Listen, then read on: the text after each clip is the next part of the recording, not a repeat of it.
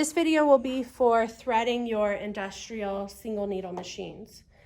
So for this video, you're going to need a pre-filled bobbin. So I've already filled my bobbin. You'll need your spool of thread, your foot, your bobbin case, and a needle for the machine.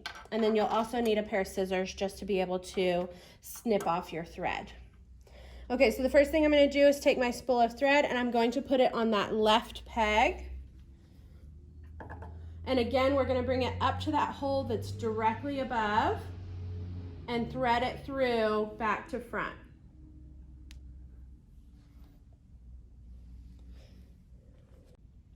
Next, we're going to come to this peg here that has a hole and a wheel on it. We're going to go through the hole back to front. And then we're going to bring it around the wheel from right to left. And again, there's two wheels. You need to make sure that it gets in between those two wheels, coming from right to left. And then we're going to head over to this area of our machine. Next, we're going to go to this peg with two holes. We're going to go right to left through both of them. So I'm going to do the top one, right to left. Then the bottom one, right to left. So you should see your thread wrap around the front. Next, we're going to come down to this hook. Just snap it behind the hook. Around these two wheels from right to left. And again, this one we need to make sure to pull on both ends of our thread so that it snaps all the way into the center of those two wheels. This is what controls the tension that's being pulled on our thread as we stitch. And if we don't have our thread all the way into those two wheels, then our stitches are going to be very loose, and on our piece of fabric, our stitch will actually stand off the surface of the fabric.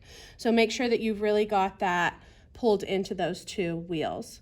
Next is this little wire hook that's on your wheel. You're just going to go over that wire hook and back down below the silver hook that's next to it.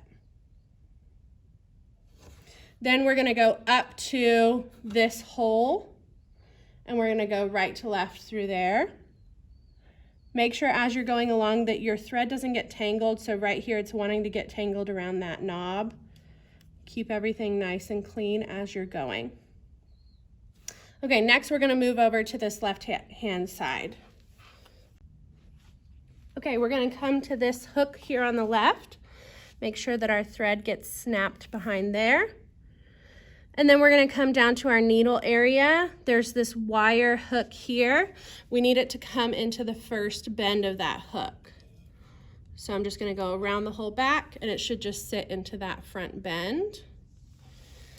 Now I'm going to go down to this hole that's right above my needle. And before I do that, I'm going to go ahead and pick this peg up. So if you're moving the front peg, that is for your needle, and that is that is operated by the wheel that's on the right-hand side of your machine. So I'm going to take that wheel and I'm going to twist it towards me to pick up that peg.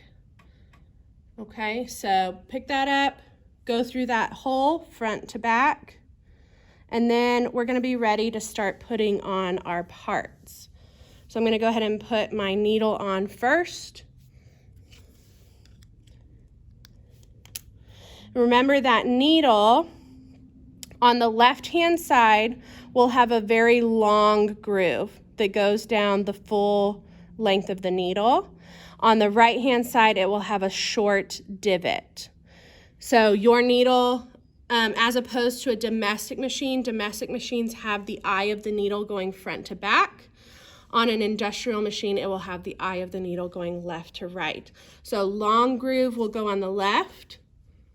I'm going to slip it up into that hole. Make sure that your screw is loosened. If yours is not going up very far, then you may need to loosen your screw to be able to get it up there. Once I've got it up there, I'm going to twist it until that eye of the needle is going left to right. You don't want it to be at an angle, and that short divot is on the right. Long groove on the left.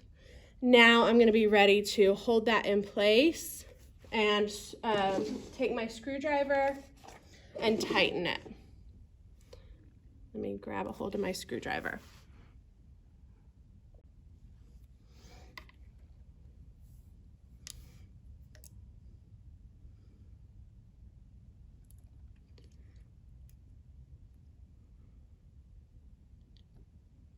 Okay, get that nice and tight so that the vibrations of the machine don't loosen your screw and your needle will fall out if that happens. Okay, the next thing we're gonna put on is our foot, which belongs on this back peg. For now, we're going to be using our standard foot, so it should look like this, where it just has 2 toes. Yours may or may not have a guard. So this one has this wire guard on it that comes over the front. That's not completely necessary, so yours may not have that, and that is fine. But now we're going to slip it onto this back peg. In order to get it under there, to get it to fit, I need to lift up my foot. And we do that with the knee pad that is below your table. So use your knee to push that knee pad aside over to the right, and then you can slip this on. My screw isn't quite loose enough to get it on there. There we go. So now I've got that slipped on. I can go ahead and let my foot down and then screw it into place.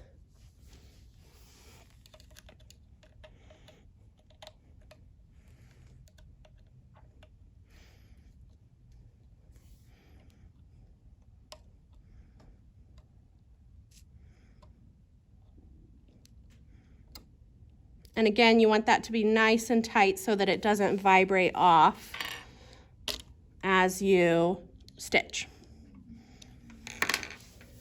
Okay, now I'm ready to thread the eye of my needle. Without this guard in place, it's a lot easier to get to the eye of your needle because the guard isn't in the way. But you're gonna thread the eye of your needle from left to right. So make sure you have a really nice fine tip on your thread. You may need to use your scissors to cut off any fuzzy points you have.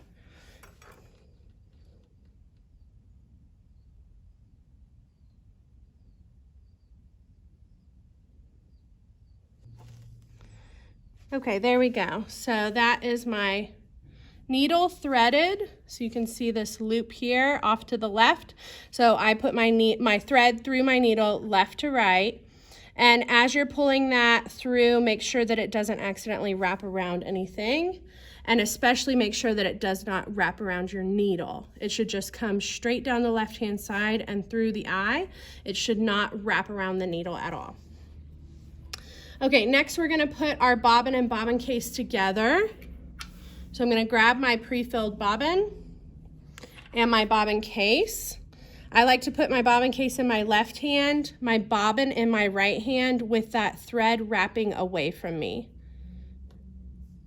Put those two together, and then you're going to take the tail of your thread and it's gonna go through this slit in the side of your bobbin.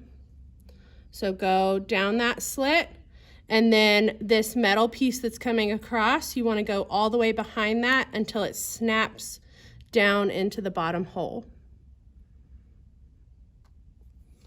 Okay, now we're ready to put this into our machine. Once you've got your bobbin into your bobbin case, double check that it is in there properly by pulling on that tail, and it should rotate clockwise. So that means I've got it in there correctly. If it rotates counterclockwise, then you have it in there upside down. All you need to do is take it apart, slip it out of there, and flip it over. Okay, and you can take the tail all the way out, flip it over, and put it back in. Put your tail back into that slit on the side. Okay, underneath your table, you will have this bobbin case area.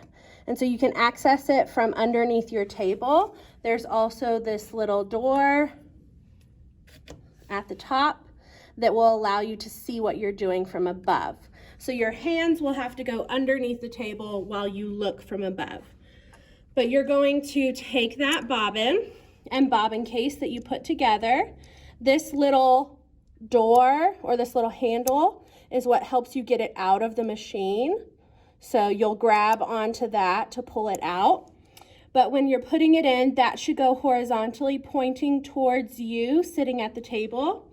And you'll see there's this little hole on the right-hand side of the bobbin case area it's like a groove for your bobbin case to fit in. So put that in with that arm facing towards the right and fitting into that little groove, and you want to hear it snap into place. So that's mine snapping into place. Okay, the next thing we're going to do is we're going to come up top to the machine and we're going to pull this thread up top. So we won't do that manually. We're not just going to shove it up there with our hands. We're going to pull it up with the machine. Okay, back up top, we can close that door, and then we're going to grab our thread that's coming from our needle. I'm just going to get it over to this left-hand side so it's out of the way. And now to pull up that thread from below, we're going to do three things at the same time. We're going to hold this thread taut, so I'm actually pulling tension on it. Don't bend your needle. You see how if I pull it super hard, it will actually bend that needle. So just keep it taut. You're going to turn that wheel towards you, so the wheel that's over on the right-hand side of your machine, turn it towards you. And you're going to pick up your foot all at the same time. So use that knee pad to pick up your foot and turn your wheel towards you. You want to do one full rotation, so your needle will go all the way down, and you'll notice this thread will start coming out as you turn that wheel. So continue to keep it taut. Don't let it go slack.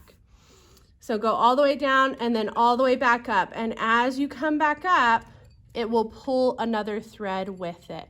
So right now, I've got my top thread still stuck in the bottom, and I'm gonna go ahead and zoom in for you so you can see that bottom thread come up. Okay, so here's the zoomed in version. Again, I've got my foot up.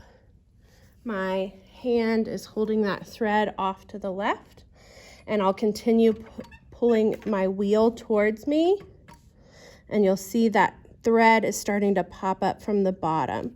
So again, continue to pull this one tight, and that bottom one is now, my needle is all the way up to the top, so I'm gonna stop there. I don't want my needle to start going back down.